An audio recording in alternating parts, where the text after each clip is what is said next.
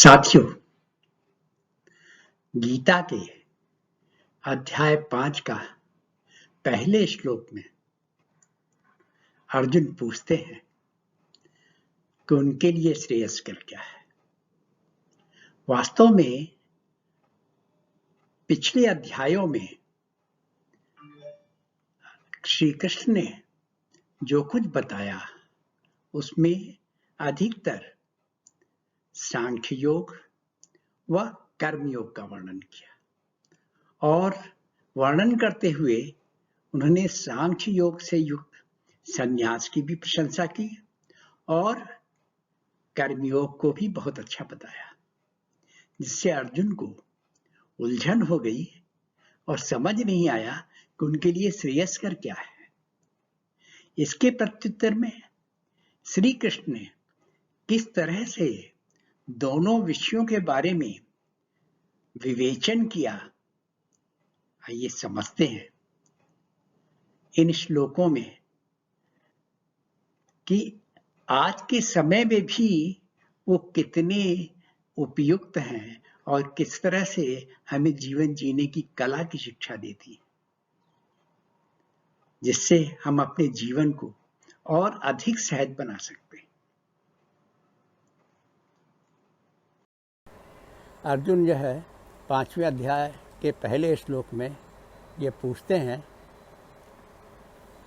कि सही क्या है। आपने इतनी बातें बता दी, मुझे कंफ्यूज कर दिया। अब मुझे ये बताओ कि सही क्या है। संन्यासम कर्मणाम कृष्ण पुनर्योगंच शंससी यच्छ्रेय एतयोरेकम तन्मे ब्रूहि सुनिश्चितम। आप निश्चित करके बताओ, संन्यास और कर्म। संन्यास की बात करते हो, कभी योग की बात करते हो, कभी कर्म की बात करते हो, तो इसमें से एक चीज़ निश्चित करके बताओ क्या है। इसको मैंने कविता के फॉर्म में भी बोला है। कर्मों के संन्यास का देते हो संदेश, करे प्रशंसा सदा दे कर्म योग उपदेश। जो हो कल्याणप्रद इन दोनों में एक, उसको सुनिश्चित करो मुझको दो निर्देश। ये इसकी श्लोक की मैंने कविता में ट्रांसलेशन की है। संन्यासस्तु कर्मयोगश्च निःश्रेयस्करावुभौ तयोस्त कर्म संन्यासात् कर्मयोगो विशिष्यते। तब कृष्ण भगवान कहते हैं संन्यास और कर्मयोग दोनों ही निष्क्रेयस, उभौ निष्क्रेयस, निष्क्रेयस मतलब कल्याणकारी हैं। तयोस्तु कर्म संन्यासात्, उसमें भी, उन दोनों में भी कर्म संन्यास, कर्म जो है वो संन्यास से बेहतर है, क्योंकि कर्म योगो विशिष्यते, क्योंकि इसमें कर्मयोग जो है वो सबसे विशेष है। कर्मयोग और संन्यास है दोनों श्रेयस्कर, इन दोनों में कर्मयोग का है विशेष स्तर। कर्मयोग की साधना होती है सहज सरल, सर्वदा त्यागना कर्म का होता है दुष्कर। ज्ञेयास नित्य संन्यासी यो न द्वेष्टि न कांक्षति, निर्द्वंद्वो हि महाबाहो सुखम बंधात् प्रमुच्यते। नित्य सन्यासी जो द्वेष किसी से नहीं करता और कोई भी चीज़ आकांक्षा नहीं करता, वो जो है, जो किसी चीज़ से द्वेष नहीं करता, किसी की कोई भी आकांक्षा नहीं करता, वो नित्य सन्यासी है। बस सन्यासी होने का ये सबसे बड़ा वो है कि मतलब क्वालिटी है कि ना किसी से द्वेष करो, ना किसी की आकांक्षा करो, वही सन्यासी है। निर्द्वंद्व, और किसी द्वंद्व में ना पड़ो।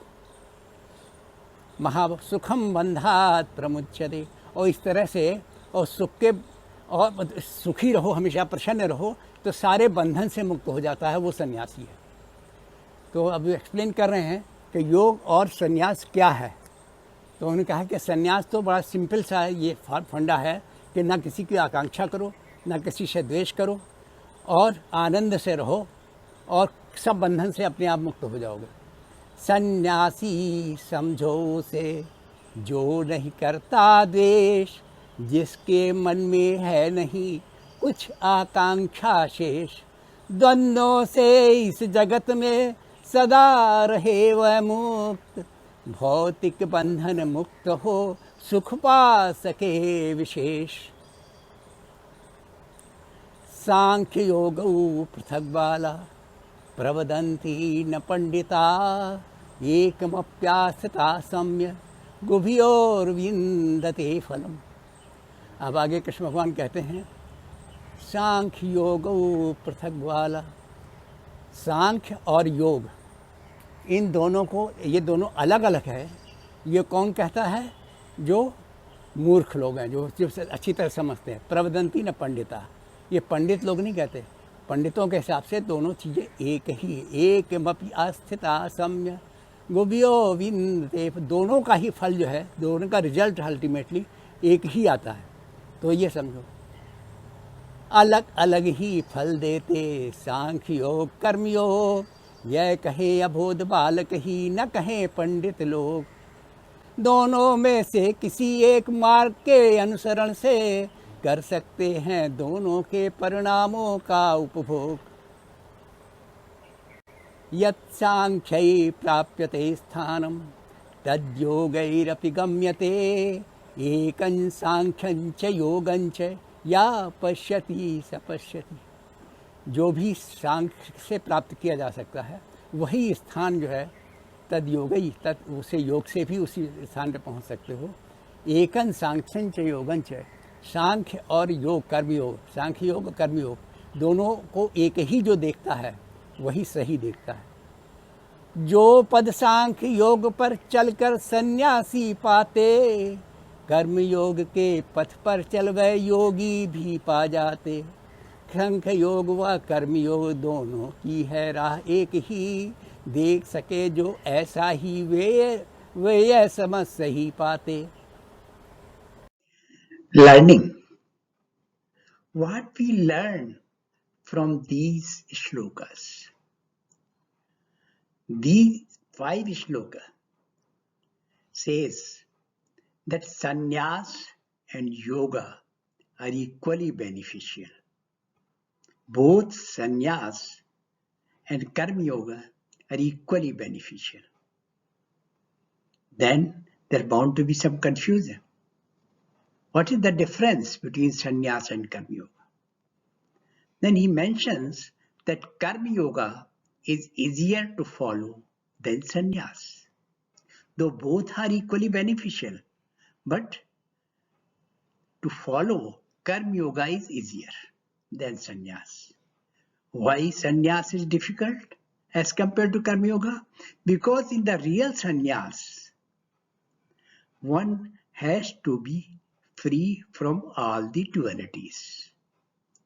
Everybody either loves or hates something, either likes or dislikes. But if you are sannyasi, should not hate anybody, and neither you should have attachment with anybody in anything. So it is difficult to achieve because we all have mind, and because of this we bound to have some attachments or some hatred. So that's why it is said that to become sannyas, it is difficult. So what is easier? Then karma yoga is easier. While both persons, the sannyasi as well as karma yogi, both can achieve his target, his goal, by following his own way, by following his own path.